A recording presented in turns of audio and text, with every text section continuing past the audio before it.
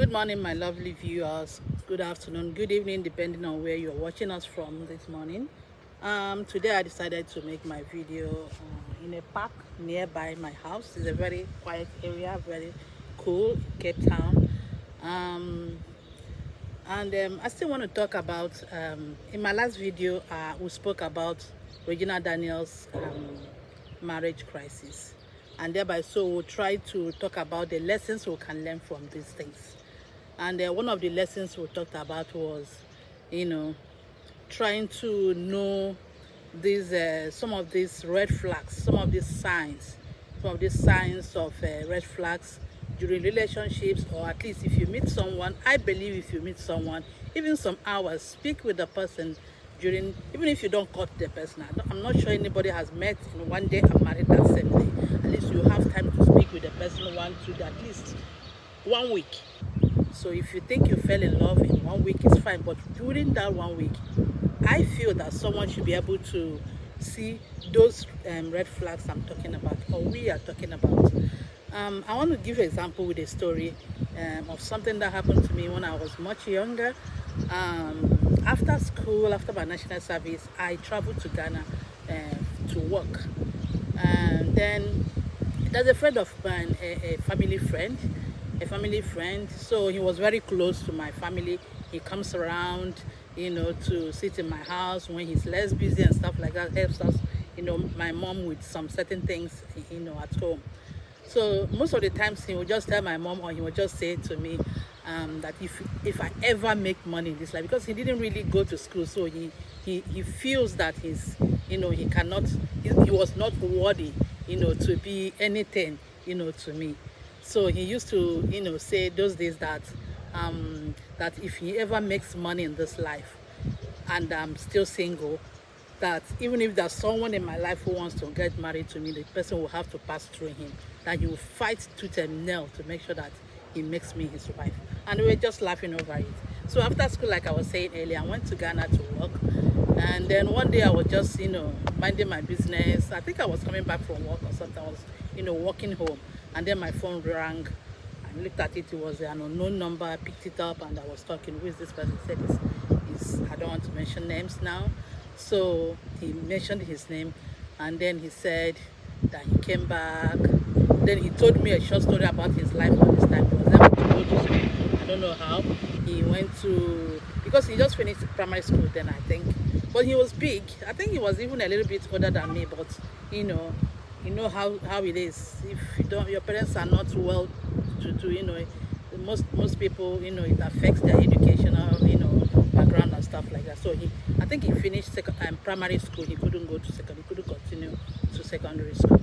So he told me that he was able to, do some lessons and then obtain I think, Polytechnic. That he attended the Polytechnic, got a certificate, and now that he's in Spain, he just came home, went to my house, saw my mom. That was my mom who gave him my number. Well, fine and good. And then we started talking. We got talking, and then one of the days he just popped the question, would you like to marry? He said, please, what I want to say now, please don't be angry with me. I said, no problem, it's fine. You can say whatever you want to say. And then he popped the question, would you like to marry me? And then I said, well, if you find me worthy to be your wife, because I didn't want to say anything because he's far away in Nigeria and I was in Ghana. So I didn't want to say anything. I didn't want to make any decisions, So I just decided to say, well, if you find me worthy to be your wife, who am I? It's fine, you can. I think we can work something out. So I just relaxed. I didn't say much. And then we got talking. But at the time, I noticed that sometimes if you have just one little misunderstanding, and he's always this, don't think you're better than me. Now I'm no longer the person you used to know. Don't think you're better than me. It's always in his character, his voice, the way he behaves and stuff like that. So I noticed that sometimes if you have this misunderstanding and he either drop the phone, the call, and he won't call for a very long time. He'll just be there. And then I'm that kind of person. If you don't call, that's it. I won't mind you. I'll just, essentially, I didn't know him. He just called. So after all, it wasn't in my life, So I wouldn't be bothered, as usual. I'll just ignore him. But on a second thought, I'll tell myself, look, you're a woman, and you wouldn't know, maybe something is wrong with him or something is far away. Why don't you just call? Don't worry. Even if he's doing whatever you think he's doing, just ignore it and call him. It doesn't have to be, you don't have to win every battle. You know, just call him and find out what is going on. So I decided to call him, and then when I call him, he would just be so calm, you know, like, she called. Oh my God, you know, you just be feeling, you know, you could see it from his voice and all that. And I asked him, you mean you've not called, you know, all this while? I would lie to him and say, oh, my phone has been faulty, I've not been able to. Did you try to call me? He would just tell me blatantly, no, I've not called you. And then I'll be like, oh my God, you've not called all this while. He said, oh, it's fine, but how are you doing? You know, I'll just wave it and this stuff. And I kept seeing these things. And then he will not call, and then sometimes he'll drop the call, and you know, the way he speaks to me, the way he carries himself, you know, and all those things. I started becoming very uncomfortable, even though he's not around me all the way in Nigeria, and I'm in Ghana, and I'm this uncomfortable with him, you know. So that continued until one December. We decided that December we agreed that I was going to come home, so that I'll meet him in Lagos and then we'll go home together. We are coming from the same community. So that December we agreed, and then it was time to come home. A friend of mine even offered to, you know, buy my flight ticket from Ghana, and I said, okay, fine, just give me the money, I'll buy the ticket. And so what I'm trying to make clear is that I planned to fly to Nigeria, but because of him, I didn't want to make a hasty decision. I wasn't sure if I wanted to see him because of all those things. Because I don't know how everything is going to work out. If I see him, it means I've agreed.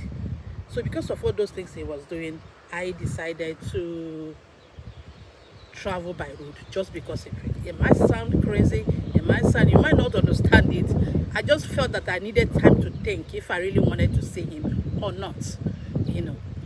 So I decided to travel by road, and then on my way coming, it was during that journey, that long journey, all the border stops and all the way, you know, coming down, that I decided that I wasn't going to see him.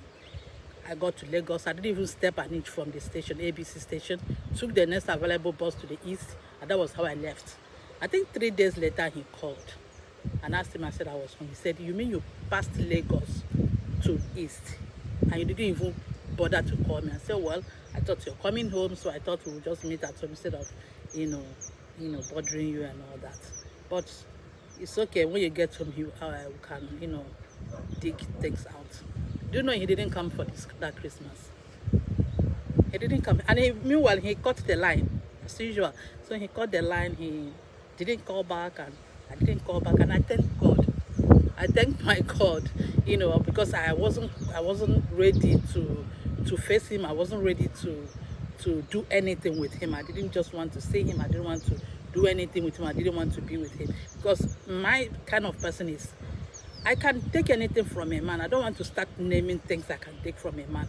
But beating me is one thing that you can only do it 3 times if you are my husband. That's what I told myself. Okay? The first time, you will shock me. The second time, I will warn you. The third time, I'll take my action. Why I hate beating is because I'm not this kind of woman that, because I see some women, when men are beating them, they'll be like, oh my God, they'll be crying. I don't do that. Once you hit me, I'll hit you back. I see us as, you know, adults. Beat me, I beat you, we'll fight. If you have any plans for that day, forget it, because you are not going anywhere. You are going to kill me. Of course, you're stronger than me. If you get very strong, it means you kill me that day. But whatever you have, whatever plans you have for that day, forget it. That is the kind of person I am. I'm very stubborn, very stubborn. I don't want to hear that a man beats me. I don't even say it, my husband beats me. No, it doesn't sound nice to me. You're an adult, I'm an adult. If you beat me, I beat you back. And to be honest with you, I don't want to die. So once I see these red flags, I am running. I don't care what the what do you call it? I don't care what the afterthought would be, and then I will regret it. Or the thought of knowing that you will beat me, or you might beat me, or even you did is enough to clear every kind of regret after leaving you. I will look back. I will run without looking back. And that is what I'm talking about, this whole thing. I believe that just still going back to Regina Daniels, you know, I believe that even those few days that she was, even the family, even the mom, I'm sure they saw some of this snobby character of this man, the ego and everything, but they decided to ignore it for whatever reasons I don't want to talk about. Yeah, my friends, that's what I want to talk about today. And I think that everybody, and this, like I said, all these things is coming. They are coming in our society now. Our young girls, they are all over the place looking for comfort and all that, ignoring some of these signs. And today, in my video today, or subsequent videos I'm going to make, I'm going to be picking these things out. I'm going to be mentioning them, including the mistakes myself I made. I also made my mistakes, and I'm sure that we are human beings, will still make mistakes, but we pray that God help us to make, you know, the right decisions in whatever we're doing, especially as parents, to our kids, so that when they look at us, because like I said like in my last video, children do more of the things they see than the things they hear. So for God to help us to be able to, you know, carry ourselves well before our children, so that they will learn better and understand better. Thank you very much. And like I always say, let's meet on the comment section. Let's discuss this. Everybody is involved. Everybody, man, woman, mommies, daddies, and everyone, the young ones, even the ones who are not there yet, and the ones who think they've passed that stage, can still learn a lot. The things that we can talk to our children about, and the things we can talk to our friends and people around us about from what we learned. Let's meet at the comment section. Comment, share, and please subscribe to my YouTube channel, Laura Arch TV. And then let's talk and then get back to our next video to conclude. Thank you, and God bless you. Have a blessed day.